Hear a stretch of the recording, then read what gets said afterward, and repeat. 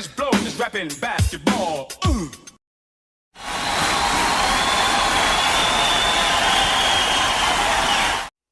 3, 2, 1. Broadcasting tape delayed from Scotts County Central High School in Scott County, Missouri, where our favorite player, yours and mine, JP, played high school basketball. Sports Economy Show is on. JP here and myself, Bill, are here to pump you up. And today's show is discussing players that you've never heard of who've signed $100 million contracts. Now, that's a lot of money. Would you agree with that, JP? That is a lot of money. That is a lot of money. Now, there are two reasons for this. Well, one reason, I guess, specifically. Anyway, so what I'm going to do is I'm going to tell you about the collective bargain agreement.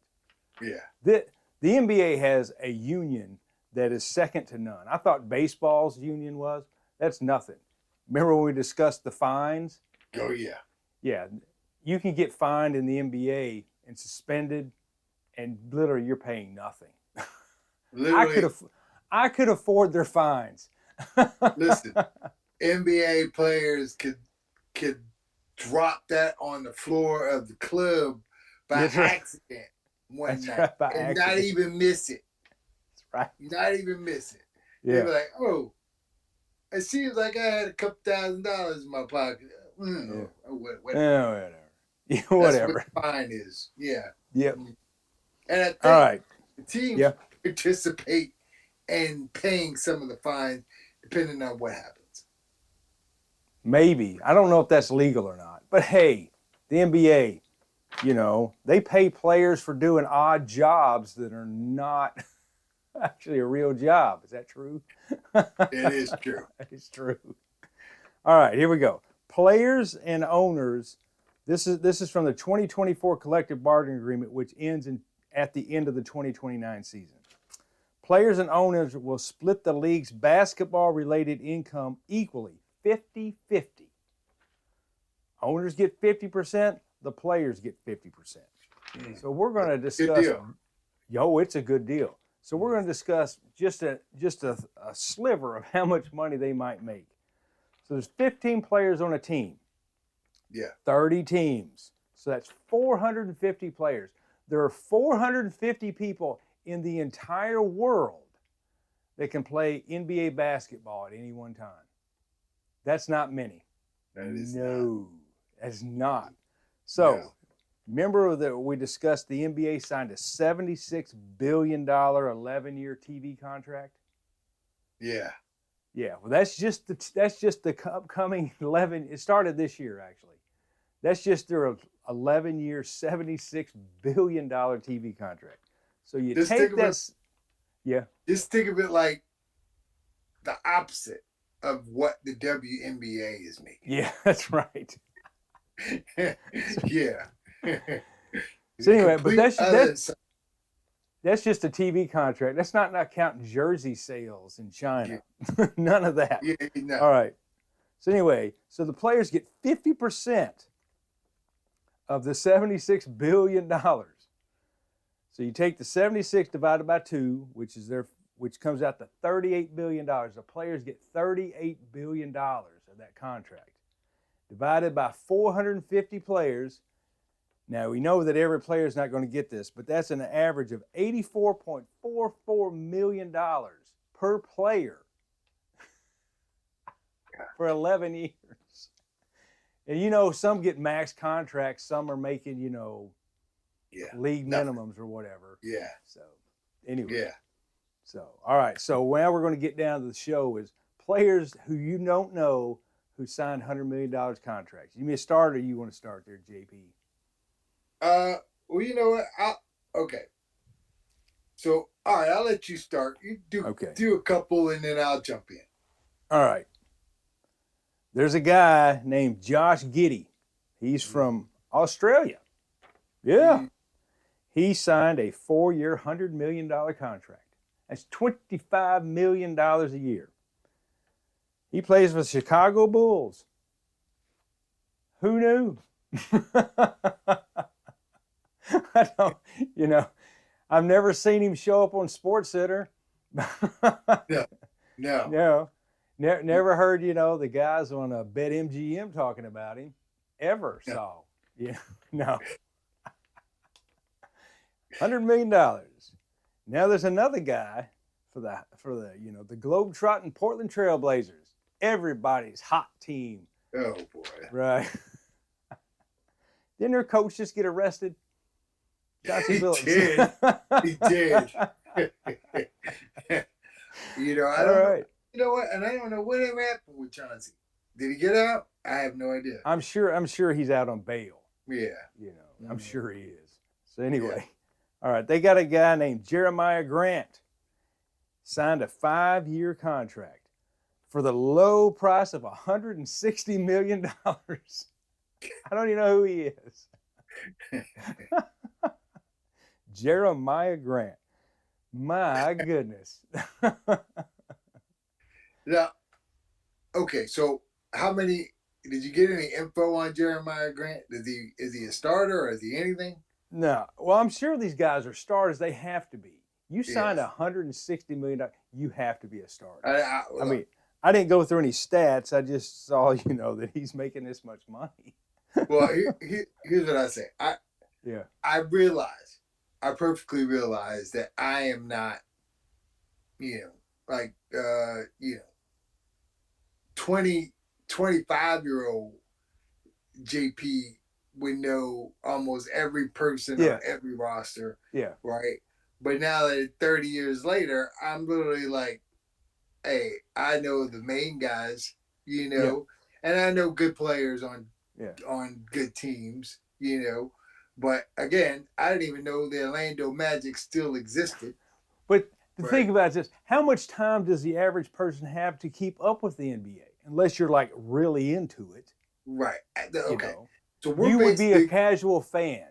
Here's how I'm doing the measurement, right, with my guys, right? This is how I didn't do the obscure guys on the bench and all that stuff. I kind of took the approach of,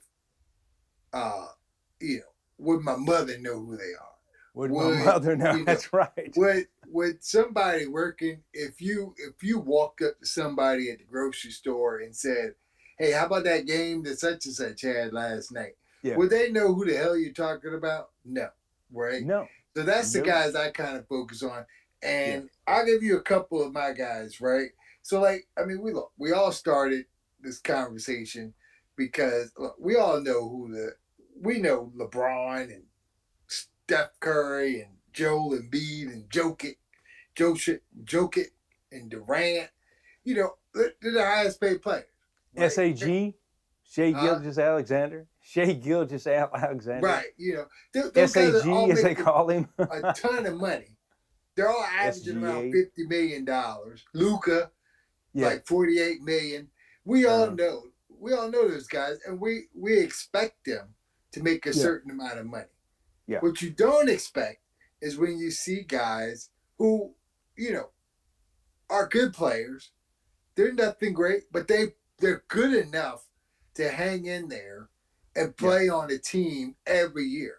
They may get traded every few years or get, released and go to another team and stay there for, another year or two and move on. But they're still good enough to play roles on teams, but they never are all-stars, right? Yeah. So I'm going to start with my first guy, Tobias Harris, who actually, if you watch him, you go, oh, that guy is pretty good. He's currently with the Detroit Pistons, right? And he may be with the Clippers now. I may be getting that right? I think he may be with the Clippers now, right? But anyway, so he's been in the league for 14 years, right? And if you watch him, you go, oh, he physically looks like a good player. Yeah. But he's never really been a dominant player. He's never been an all-star, right? Yeah. I got his stats. He's averaged 16 points, 6 rebounds per game, right? That's not bad. 16 points is not bad. That means you're a serviceable player. You can start sometimes. You can come off the bench sometimes. You're a good player. But in the 14 years, he's got an estimated $300 million he has earned. Right? In 14 years. Right. In 14 years, $300 million. I don't think Kobe Bryant has made that much money by the time he retired off of NBA contracts. Yeah. Right? Yeah. That's what I'm talking about. You have guys who've never been an all-star, and you know what? He's doing pretty well for himself. Right? Yeah. You could say that. Right. You literally look at him and you go, oh, he's a good little player. Right? He's serviceable. He does what he needs to make the team successful. Is he $300 million good? Right. He's literally played. Okay, these are the teams he's played for: the Clippers, Philadelphia, Detroit, Orlando. I mean, on and on and on you go, and you go, okay, well, he's played with multiple teams. He's still hanging in there. No, well, he's hanging in there to $300 million. When he retires, he's gonna be set for life. And then he could probably, if it wasn't for the fact that he's tall as shit, he could probably go anywhere he wanted to, and nobody would know who the hell he was. That's what I'm talking about. That's right? What I'm talking about. So here's my second guy, Nicholas Batum, right? Averages 4.8 rebounds a game, 10 points a game, and 3 assists a game. That's not stellar. That's not stellar. Right? Not stellar. He retired last June, right? This past June, right? Yeah. Played over 1,100 games in his career in the NBA. 17 seasons, right? Yeah. He made over $209 million in his 17 career. Seasons. 17 seasons. Wow. That means he averaged over $20 million a season. Now, $20 damn million. When you think about the highest paid players today, the LeBrons, Steph Curry, the face of the NBA, they are the faces of the NBA. They are carrying the NBA. Yeah, they are making $50 million currently at this point. They are the highest paid player. This dude averaged $20 million in 17 seasons. That means somewhere down the line, he was making big time money. Yeah. And I just gave you the stats. How is that even possible? It's possible. It's possible because the union figured out that we're getting half of the revenue. So these teams have to pay this money out. Look, some of these NBA players must have the same agent as Kirk Cousins in the NFL. Somewhere down the line, he's like, hey, I'm a good little player. And you know what I want? I want all the millions. And somehow he always gets it. So, that one baffles. I only have one more. If you want to go on to some more. All right. Well, I got one more. Then after yours, I want to do the capping. Right. The Scott County Central basketball player, which is from my hometown. Not really my hometown. Anyway, this guy named Paolo Banchero.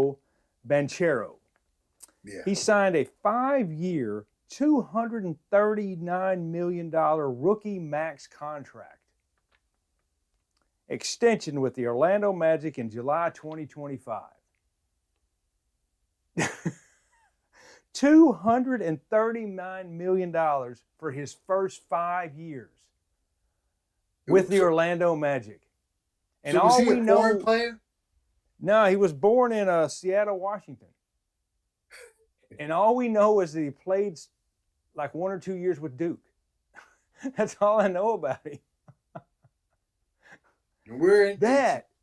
I don't even know this team. Well, I don't have any stats on it, but I'll tell you right now, that's a lot of money. Anyway, hold on a second. What else he got here?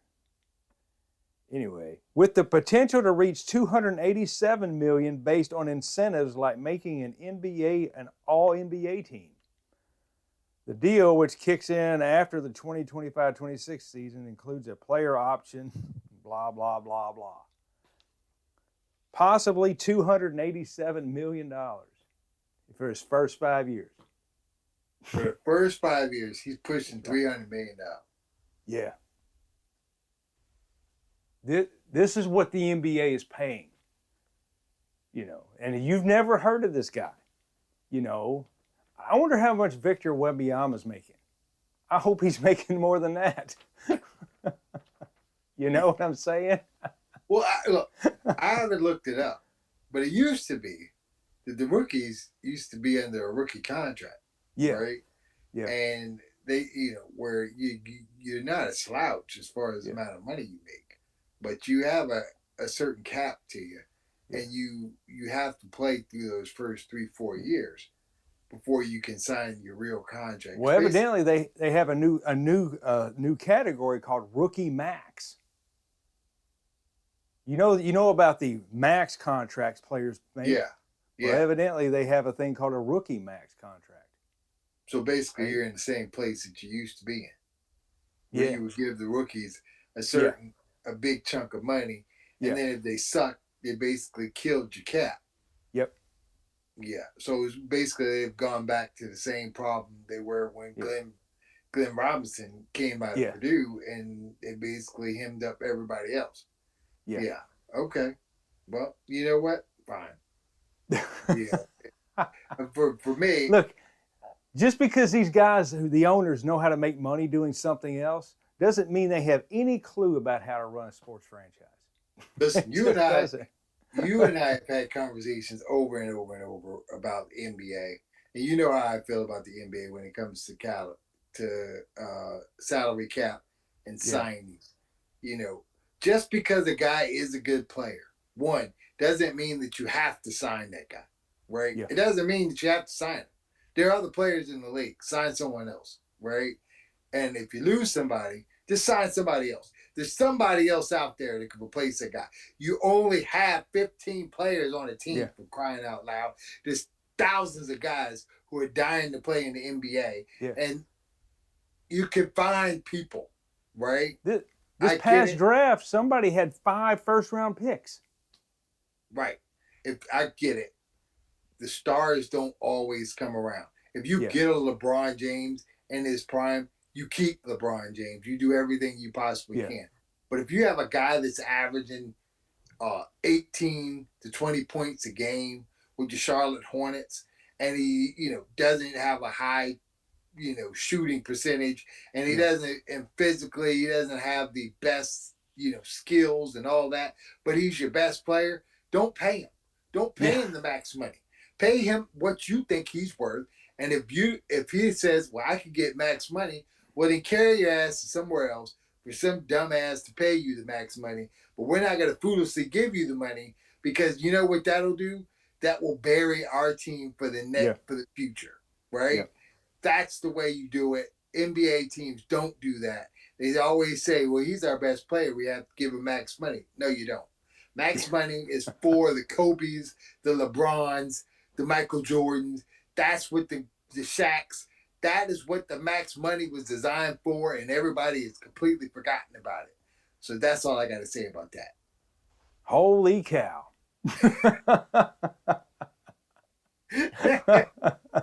We have had this discussion. Just drop the mic and walk away now. All right, folks. We got to wrap this show up. I'm going to do one more. All right. Talk about your boy. Otto Porter Jr.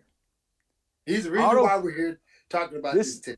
This is how this started, because I was talking to JP in his office the other day. It's been a while. Hey, you know who Otto Porter Jr. is? No. Well, he signed a $106 million contract in 2017. Because he played at Scott Central High School, which is it's a big deal high school in Southeast Missouri. Not a lot of people live there. Anyway, he went to Georgetown, played 4 years at Georgetown. Then he went and I forget what the first team he was with, but he eventually signed a contract with the Washington Wizards for $106 million.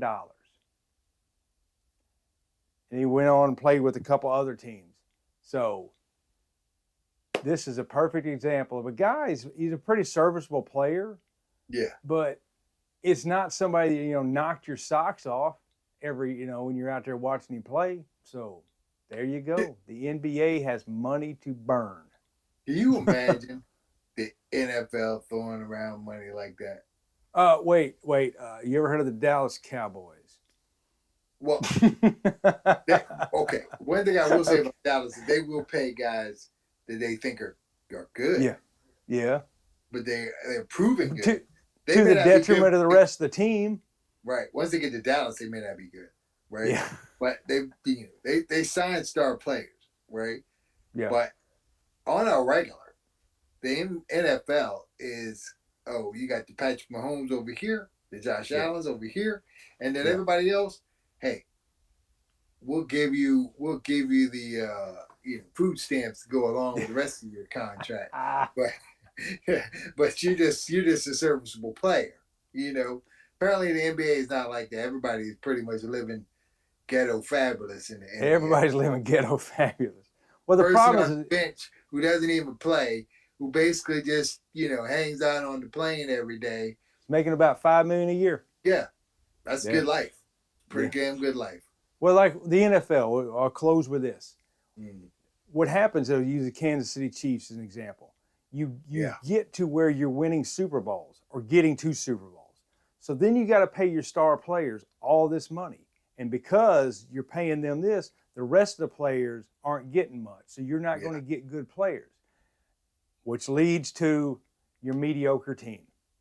That's just the way that it is. And Roger Goodell and the owners want it this way, so there are no dynasties. That's right. Yep. That's right. So there's the deal. But the NBA, since the NFL has all these players they got to pay. The NBA, they only got 15 players a team, 450 players. And they got all this money they got to spend. So there you go, folks. And look at us. We're doing a YouTube show from a bedroom and an upstairs closet. That's all we got. Hey, we're talking about people that we don't know. They damn sure don't know who we are. They don't care who we are. One day they will. One day. As long as we buy that TV subscription, that's all they care about. All right, folks, that's all we got. We need $1 gazillion so we can buy that TV subscription.